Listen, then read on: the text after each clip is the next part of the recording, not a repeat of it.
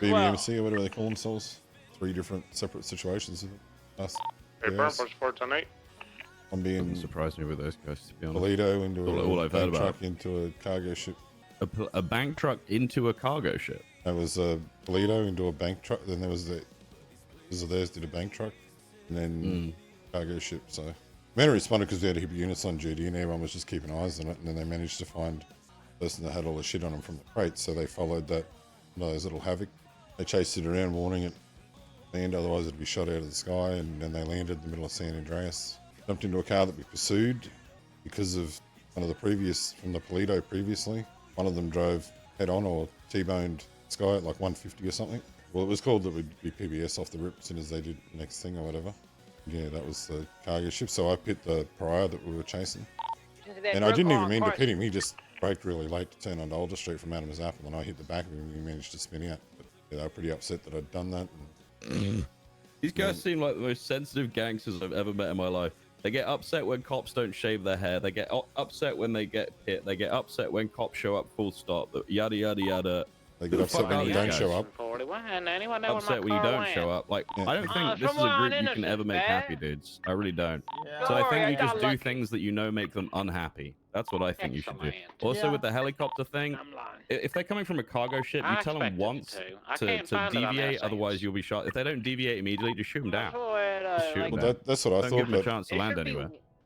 It flew around for quite a while before I actually had to say, like, should we not be warning them to shoot them out of the sky if they don't land? That's when. Who was in Air 1 not doing that? Fisher. Yeah.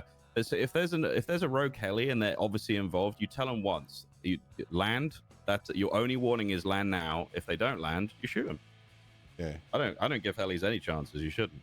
Yeah. Especially if they're that group and they're just gonna land on the rooftop and start blasting. Yeah, well, they had 2 of the Havocs, I think, a Frogger, and then obviously the cargo heli. But yeah, they ended up shooting when the air one was refueling here. They ended up shooting air one first. That's what triggered the shooting.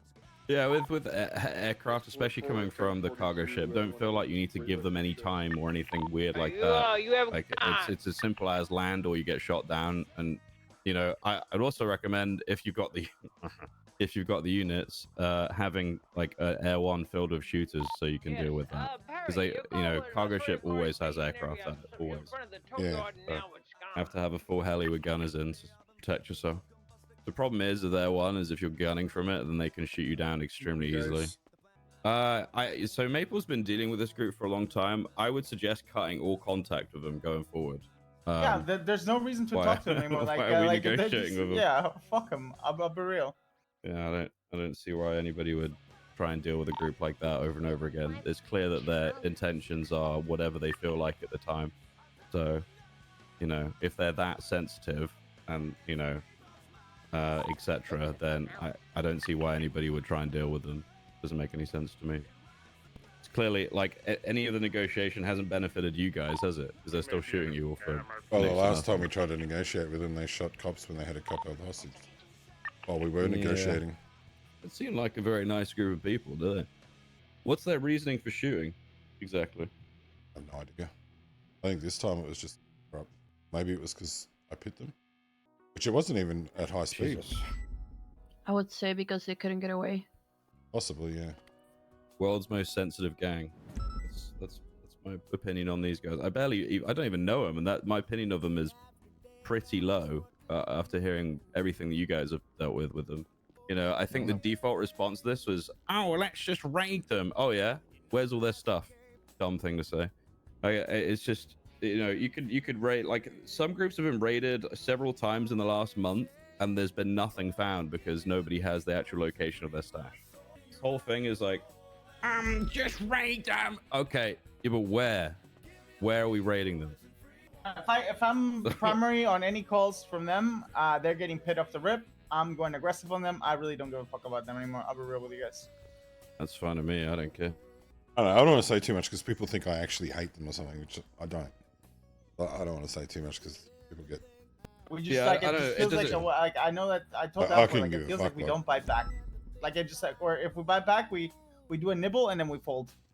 We don't have a bite back. That's the problem. Like, respectfully to everyone in PD, I could literally hold their hand through a whole shootout and they'll still do it wrong. The worst thing is, We don't have a majority of the bite time because- that they actually are active and doing shit is when there's no one around. Like, there's literally 3 of us on duty early shift 3, when the majority of their stuff goes. I would say 5 out of the 7 days, they're the ones that hit Toledo first, beginning of shift 3, and there's usually like 3 or 4 us that respond, and there's a couple of days where everyone gets on duty early. We can actually have a proper response, but other than that, it's no one. Like the last few days, Victor will tell you, it's been me, Victor, and sometimes Trooper. I know Patrol's been around the last couple of days, and that's it. And then, of course, if you do manage to find out where all their shit is, you're probably just going to get shot down anyway. So it's difficult. I mean, I even spoke to Turner about this when Hydra executed me. I spoke to Turner about it, and he was the same with me. Like, how do we even, even if we do escalate, is it going to work? You know, we're trying to figure out a way to escalate on them without. I don't know. I wish the PD was stronger. That's all I'll say. But yeah, I don't know. I would very much like to escalate with them. I would like to shoot first and all that kind of stuff. I don't know. I don't know whether it's gonna really have that much of an impact because they shoot. Well, it sounds like they shoot for next to no reason anyway. So shooting them seems like we're putting them in their element. You know what I mean? It's like giving them the advantage. So I don't know. I mean, the opposite of like going aggressive off the rip is just breaking off. Just like, all right, have fun with your bank, and we just leave. I don't care if you do that either, to be honest. If you guys elect to break off a call because, oh, sorry, mate, because they're, you know, insanely dangerous. You can't guarantee the safety of officers, etc. I don't think anyone's going to knock you for that. I know it's been done with other groups before because they're just hyper violent for, you know, question mark reason.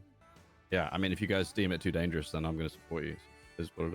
It's a shame, but I feel like you guys have done everything else. Like Maple's been talking to them, trying to figure stuff out.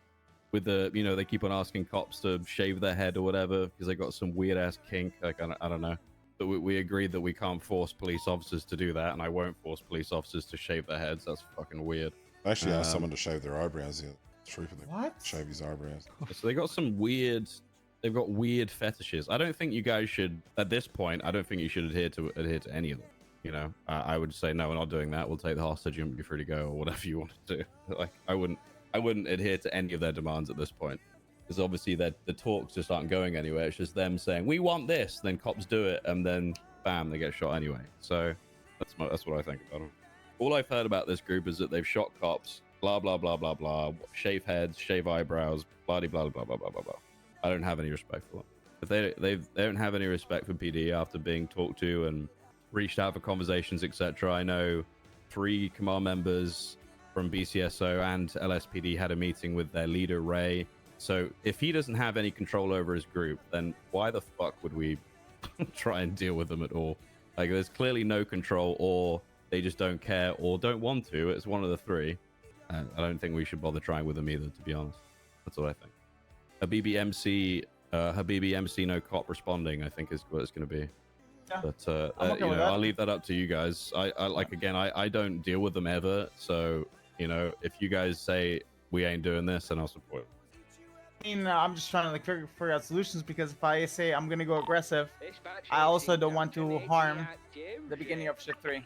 That will try to like get a get back because they have like 3 units on duty. So if being aggressive doesn't work, then they just don't respond. I don't know. Like I feel like that's the better outcome.